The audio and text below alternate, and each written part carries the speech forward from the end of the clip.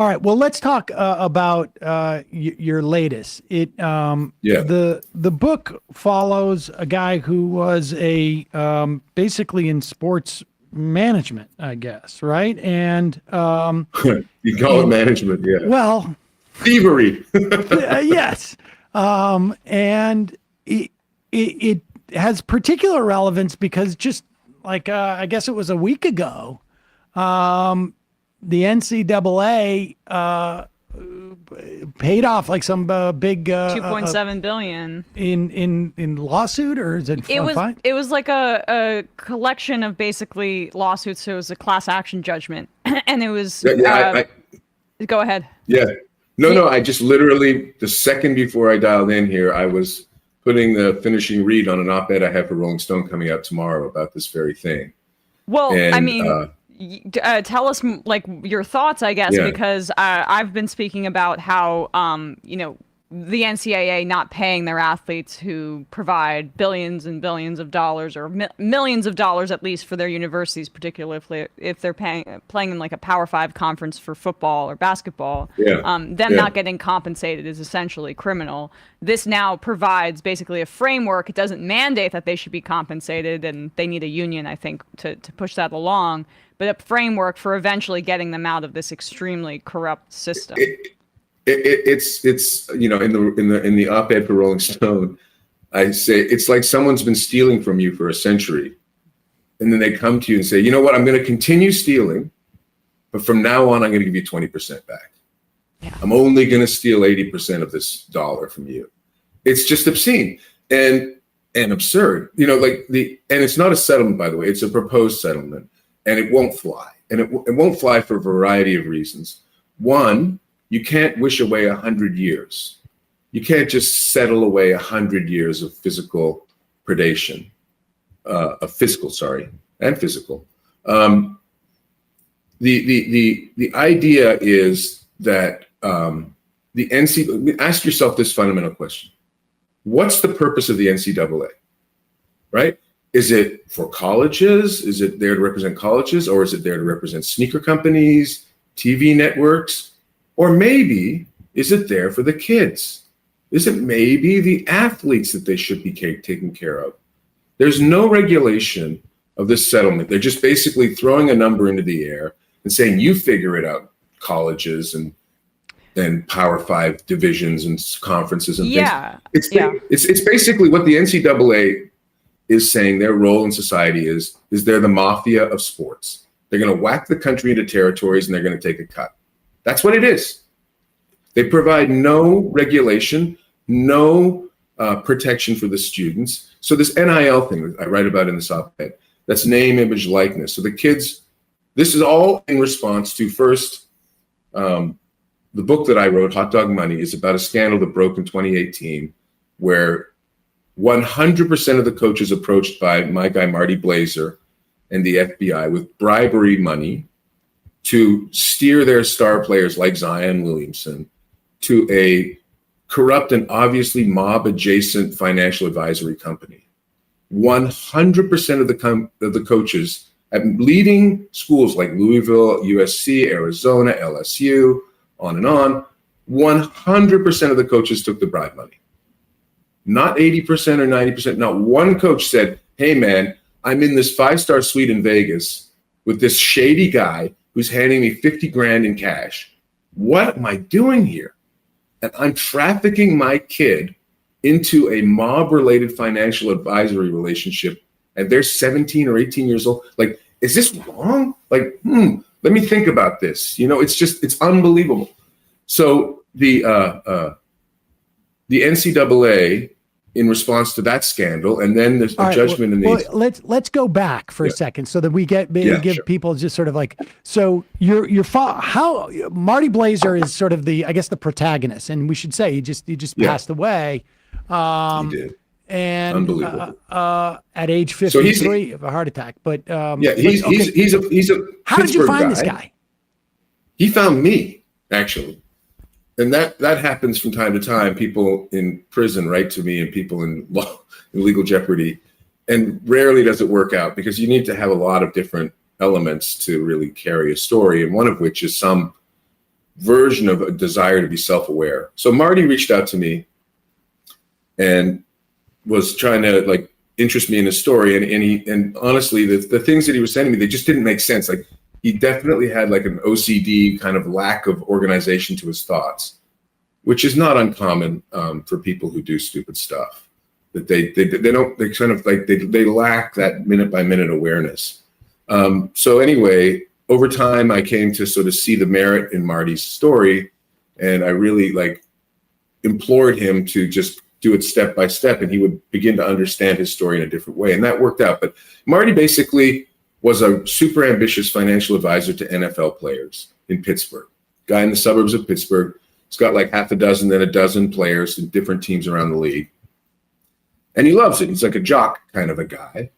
And, you know, he's setting them up at strip clubs. He's getting them free watches. He's private flights to parties and all kinds of sort of five-star sports celebrity life with rappers around and pop music stars and things. But at the same time, he's like this suburban dad with a kid who plays soccer at the junior high. And he just basically, as he says in the book, he said, I had the worst possible personality for that world because he's just wants to exaggerate, thinks he's smarter than he is. He's greedy. He wants to get over. He thinks everyone else is stupid. And so he basically decides these athletes want to invest in cool businesses, right? They want to invest in bars and things like that where they can bring their friends and impress them. And he thinks, what's a better business than the movie business? Let me just say to your listeners out there, your viewers, if anyone asks you to go into the movie business, that's not a good idea. That's really not going to work out great for you. So he invests in this movie called Mafia, of all things, like, you know, Wheels Within Wheels. And it stars Ving Rhames. And it's the worst. I mean, it's literally the worst movie ever made. It's literally unwatchable. I defy anyone to watch it for 3 minutes without just like throwing the remote at the TV. But he makes this movie and a couple other projects, and he loses $2 million in 3 months. And so now he'd asked his athletes if they wanted to invest, and they said, no, thanks, no. Even they could see it was a stupid idea.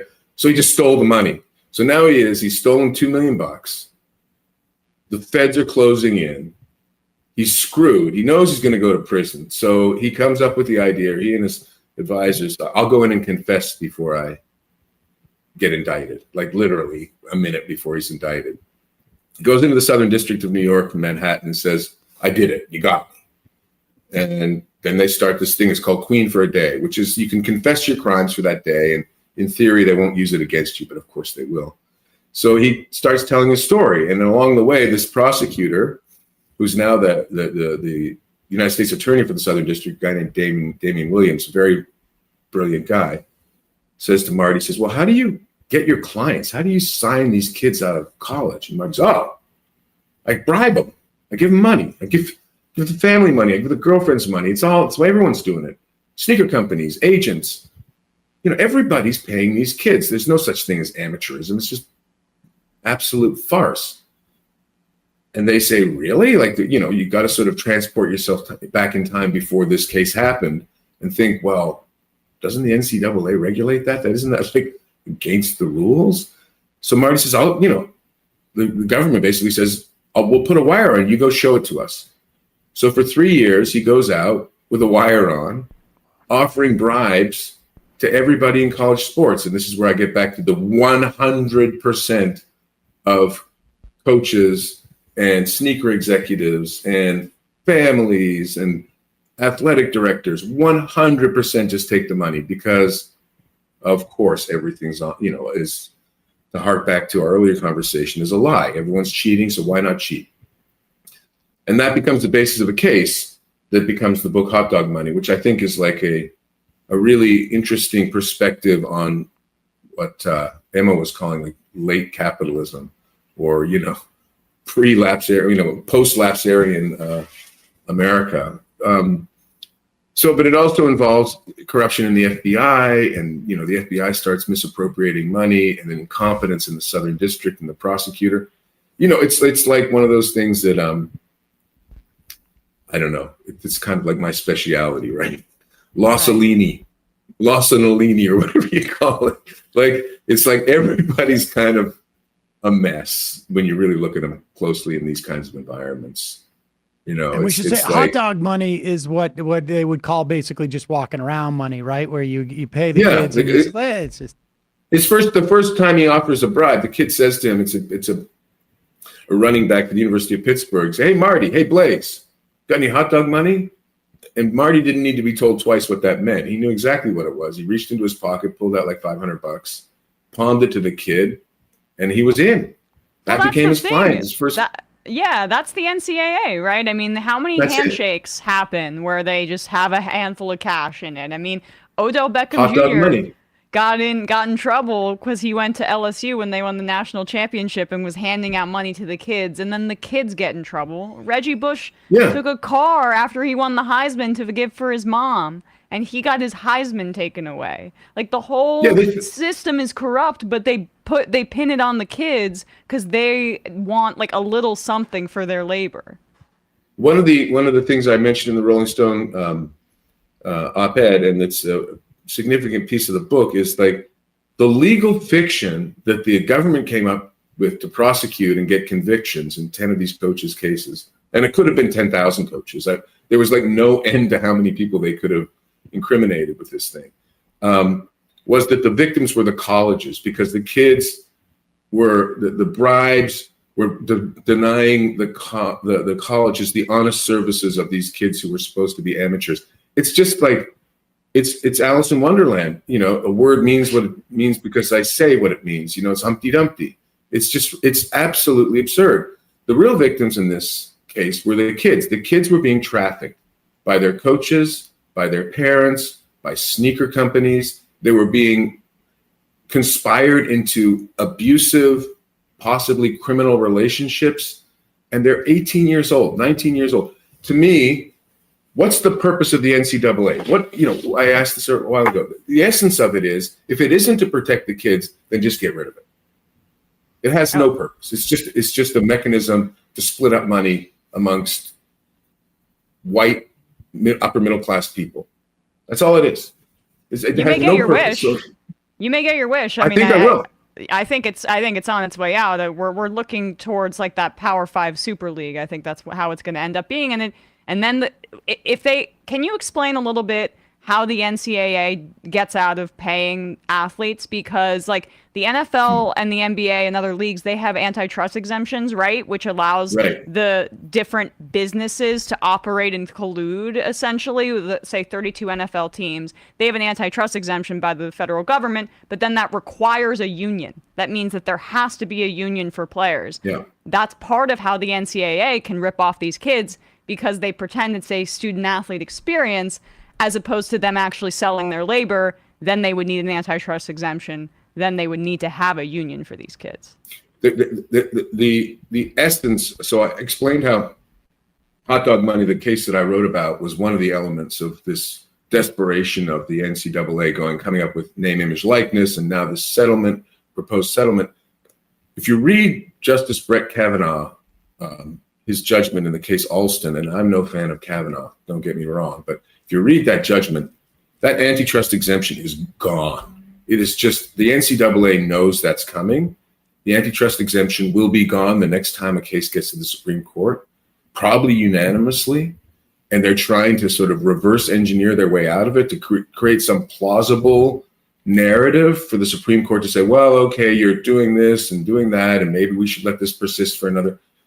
They're like junkies, right? They're just trying to get another fix, another fix, another fix. And it's over. The game's over. It's just a matter of when the whistle blows. So to me, the idea that the NCAA is going to survive is ludicrous. What we should be thinking about what comes next. And in the Rolling Stone op-ed, I write that for me, one of the first things that should be done is that every student athlete, now with NIL, it could be, doesn't have to be a Power 5 kid. It can be it can be like a volleyball player or a gymnast that some regional school can make money out of name, image, and likeness. There should be a compulsory first semester course at every college in financial literacy. Every kid should be taught how and why there are so many ripoffs, so many schemes. An example, in Hot Dog Money, there's a chapter I titled "How to Make $1 million off One Kid." And it describes in really revealing, and I think uniquely revealing detail, like how buying a car for an athlete, how the financial advisor will profit themselves out of that, how getting a free watch is never a free watch, how all these things that seem to be one thing are actually something else, because they're these grown-up financial advisors and agents and sneaker companies, they're in the business for decades. They understand exactly where all the nickels and dimes are hiding. These kids don't have a clue. So at the very least, some significant piece of that TV money should be about educating these kids about their own finances and how contractual relationships, like another example, these booster clubs, right? So you're in Alabama and there's a bunch of car dealers and, I don't know, insurance guys that want to put together money to get a quarterback from a high school in upstate New York or wherever, some kid that's really got Alabama level talent. Well, does that kid and his parents actually understand what they're getting into with that booster club when they sign that contract, when they, take that money that can be pulled back at any time or it's got all kinds of strings to it that they don't understand? I mean, one of the sad elements to this is that it's so deeply cynical, college sports, that everyone thinks they kind of understand it, right? Like the parents think, I know how to get over. That's part of the story in Hot Dog Money is these parents think that they're going to fool the colleges or the agents or the sneaker company. They're not. They're not. What they're going to do, and it's shown over and over again in Hot Dog Money, is they're going to ruin their kid's life because they're going to get caught and the kid will be punished. And everyone will be shocked, morally shocked that the kid got the car like Randy Moss. When the real problem is they didn't take it the smart way or they didn't understand the implications of it. So I don't know. I mean, what I think, I'm not like a career sports writer. I don't spend my time hanging out with and understanding the ins and outs of, rising stars in sports. I'm more like a crime and corruption guy. But it sure seems like people should be thinking about what comes next, like now. And it sure as hell is not this 20% of future revenues horse crap that the NCAA's come up with. I mean, it's a measure of their desperation, right? Like nobody, quote unquote, gives away, settles for $2.8 billion unless they know there's something really, really right, if wrong. There's billions more that they're going to be making, yes. And that's just part of that's the an cost opening of offer. doing the business. Yeah.